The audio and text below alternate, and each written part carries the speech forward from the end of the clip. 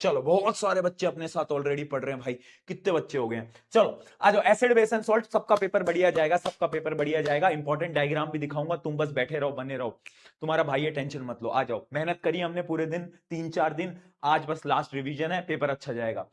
देखो acid base salt की अगर मैं बात करता हूं तो एसिड की मैं बात करता हूं, तो जो एसिड होता है उन वो कैसे होते हैं, उनका टेस्ट जो होता है वो खट्टा होता है, इनका टेस्ट कड़वा होता है, सबको पता है। इंपॉर्टेंट चीज क्या है, एसिड H प्लस आयन देते हैं और ये OH नेगेटिव आयंस देते हैं, इतना आपको पता होना चाहिए। अब ये टेबल याद रखना, एमसीक्यू में पूछी जा सकती है। जैसे कि जो नेचुरल एसिड्स हैं, विनेगर में क्या होता है, एसिटिक एसिड, ऑरेंज में सिट्रिक, टेमरिंड में टार्ट्रिक, टोमेटो में ऑक्जेलिक, देख के जाना एक बार। मिल्क में होता है लैक्टिक एसिड, लेमन में सिट्रिक एसिड, एंड स्टिंग में मिथेनोइक या फिर formic acid. Methanoic formic acid एक ही चीज होती है, ठीक है, बहुत बढ़िया। इंडिकेटर की बात करता हूं, तुम्हें याद क्या रखना है। एक तो लिटमस पेपर तो सबको याद होगा कि एसिड जो होती है वो क्या कर देती है, रेड कर देती है, बेस क्या करती है, ब्लू कर देती है। लेकिन तुम्हें एक और चीज याद रखनी है जो कि फिनोप्थिलीन।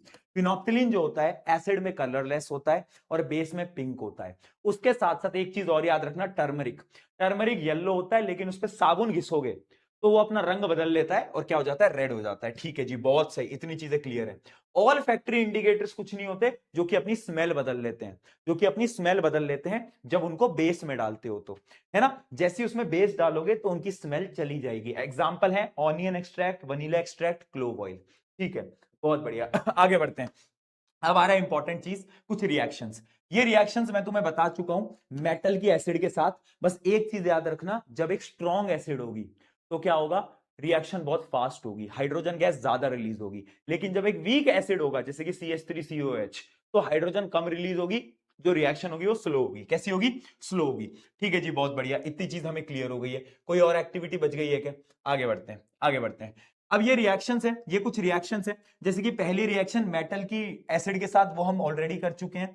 दूसरी है मेटल कार्बोनेट, HCl, ठीक है, एसिड के साथ सॉल्ट बनाता है, और H2 और CO2 आपकी दो चीजें आ रही होती हैं। ठीक है, ये रिएक्शन इंपॉर्टेंट है। देखो बेटा, अगर कोई भी मेटल ऑक्साइड है वो एसिड के साथ रिएक्शन करता है तो वो क्या बनाता है, सॉल्ट प्लस वाटर। रिएक्शन कौन सी इंपॉर्टेंट है, कॉपर ऑक्साइड की।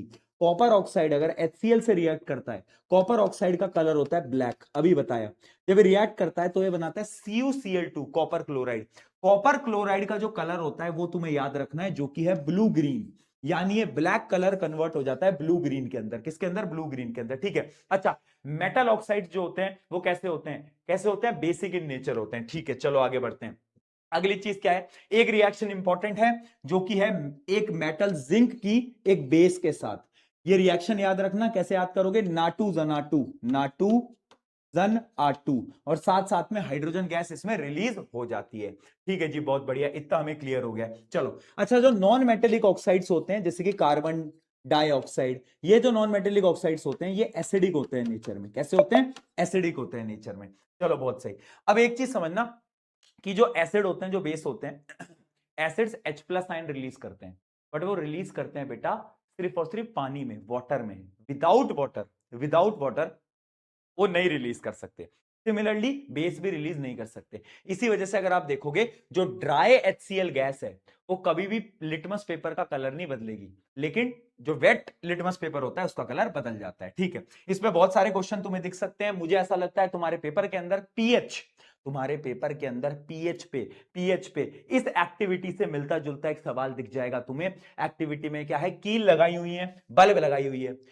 अब अगर बल्ब ग्लो कर रही है तो या तो एसिड होगा या तो बेस होगा। बट बल्ब ग्लो कब नहीं करेगी, जब जब क्या नहीं होगा, जब इसमें कुछ एसिड या बेस के अलावा होगा, जैसे कि ग्लूकोज होगा तो ग्लूकोज में बल्ब ग्लो नहीं करने वाली। ठीक है जी, बहुत बढ़िया, इतनी चीज क्लियर हो गई। आगे बढ़ा जाए, आगे बढ़ा जाए। चलो चलो, अच्छा, ये ड्राई लिटमस टेस्ट मैंने आपको बता दिया है ना। ड्राई में रिएक्शन शो नहीं होगा बट वेट में रिएक्शन शो हो जाएगा। अच्छा ये बताओ, एसिड वाटर को ऐड कैसे किया जाता है, डाइल्यूट कैसे किया जाता है। तो डाइल्यूशन का एक प्रोसेस होता है, जो एसिड होती है उसको पानी में ड्रॉप बाय ड्रॉप मिलाया जाता है, एसिड को पानी में ड्रॉप बाय ड्रॉप। अच्छा, स्ट्रॉन्ग एसिड और वीक एसिड में फर्क बताओ। स्ट्रॉन्ग एसिड क्या होती है, स्ट्रॉन्ग एसिड वो एसिड होती है जो कि, बोल दो फटाफट से, स्ट्रॉन्ग एसिड वो एसिड होती है जो कि कंप्लीटली डिसोसिएट हो जाती हैं, जबकि वीक एसिड कंप्लीटली डिसोसिएट नहीं होती। ठीक है जी, चलिए आगे बढ़ते हैं। पीएच की बात करते हैं, वेरी इंपॉर्टेंट टॉपिक। पीएच के जो क्वेश्चंस आ रहे हैं वो आ रहे हैं इसके एप्लीकेशन पे। जैसे कि पहला एप्लीकेशन है डाइजेशन। हमारे पेट का जो पीएच होता है वो कम होता है डाइजेशन के लिए। सॉइल याद रखना, पेपर में आ सकता है, एक फार्मर है उसका जो सॉइल है ना वो एसिडिक है, तो उसमें वो क्या ऐड करेगा, उसमें वो या तो ये ऐड करेगा बेटा, या तो वो ये ऐड करेगा। और अगर सॉइल बेसिक है तो उसको एसिडिक करने के लिए वो सॉइल में गिप्सम ऐड करेगा। क्या ऐड करेगा बेटा? गिप्सम ऐड करेगा। ठीक है जी, बहुत बढ़िया। अगला आता है टूथ डीके। टूथ डीके क्यों होता है? बैक्टीरिया, मतलब आपका पीएच लेवल कम हो जाता है तो जो इनेमल होती है वो डिकम्पोज होने लगती है। ठीक है जी, बहुत बढ़िया। इसका सोल्यूशन क्या है? आप टूथपेस्ट करो, उसमें बेस होता है। ब्लड का पीएच होता है वो आपको ऑलरेडी पता है 7 to 7.8। याद रखना जो बी स्टिंग होता है, बी स्टिंग, उसमें वो भी एसिडिक होता है, तो इसलिए उसमें हम क्या लगाते हैं? बेकिंग सोडा लगाते हैं, बेकिंग सोडा लगाते हैं। ठीक है, क्योंकि वो बेस होता है। चलो अच्छा, सॉल्ट भी ना बेटा तीन प्रकार के होते हैं, एसिडिक, बेसिक, न्यूट्रल। मुझे बस एक एग्जांपल से बता दो, एक मैं सॉल्ट ले लेता हूं NH4Cl। ये क्या है? एसिडिक है या ये बेसिक है या न्यूट्रल सॉल्ट है? तो देखो ये बना किससे होगा? ये बना होगा बेटा, ये बना होगा इस बेस से और इस एसिड से। ये स्ट्रॉन्ग एसिड है, ये वीक बेस है, तो ये कैसा होगा? ये एक एसिडिक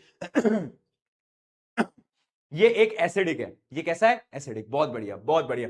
चलो इतनी चीजें हमें क्लियर हो गई, आगे बढ़ जाते हैं। अब आते हैं हम सॉल्ट टॉपिक के ऊपर। सॉल्ट टॉपिक के ऊपर सबसे पहला जो है वो है क्लोर एल्कलाई प्रोसेस। क्या है? क्लोर एल्कलाई प्रोसेस। क्लोर एल्कलाई प्रोसेस में NaOH बनता है, जिसको हम कॉस्टिक सोडा बोलते हैं। बनता कैसे है? ये डायग्राम देख लो, ये डायग्राम देख लो, very very very important. Anode पे क्या बनेगा? एनोड पे क्या बनेगा? Chlorine gas. कैथोड पे क्या बनेगी? Hydrogen gas. और प्रोडक्ट क्या होता है? NaOH। ठीक है, क्वेश्चन आ सकता है पेपर के अंदर, क्लोर एल्कलाई प्रोसेस को डिफाइन करो, रिएक्शन लिखो और उनके प्रोडक्ट के यूजेस लिखो। तो क्या तुम ये प्रोडक्ट के यूजेस लिख सकते हो? या सारे प्रोडक्ट के यूजेस लिख सकते हो? सोडियम हाइड्रोक्साइड सोप इंडस्ट्री में, क्लोरीन कहां पर काम आता है? ब्लीचिंग पाउडर की मेकिंग में, हाइड्रोजन हाइड्रोजनेशन ऑफ ऑयल्स के अंदर काम आता है। ठीक है, बहुत बढ़िया। अब एक और चीज देखते हैं, ब्लीचिंग पाउडर। ब्लीचिंग पाउडर कैसे बन रहा होता है बेटा? ब्लीचिंग पाउडर कैसे बन रहा होता है? तो ध्यान से देखना, अगर आप एक स्लेक्ड लाइम लोगे और उसमें से क्लोरीन गैस को पास करोगे, क्लोरीन गैस को पास करोगे, तो आपका बन जाएगा ब्लीचिंग पाउडर। ठीक है, CaOCl2। ब्लीचिंग पाउडर का काम क्या होता है? प्योरिफिकेशन ऑफ वाटर, जर्म्स को मारना, एकदम प्योर प्योर कर देना। ठीक है, चलो अगला आ जाता है जो कि है बेकिंग सोडा। बेकिंग सोडा कैसे बन रहा होता है बेटा? हम लेते हैं ब्राइन सोल्यूशन यानी NaCl plus H2O, उसमें हम NH3 डालते हैं, अमोनिया, और साथ साथ में CO2 हम उसके अंदर डाल रहे होते हैं, है ना? क्या कर रहे हैं हम? ये सारी चीजें एक साथ हम उसके अंदर डाल रहे हैं, और फाइनली क्या बन रहा है? NH4Cl, और उसके साथ साथ हमारा ये है बेकिंग। ये क्या है बेटा? बेकिंग।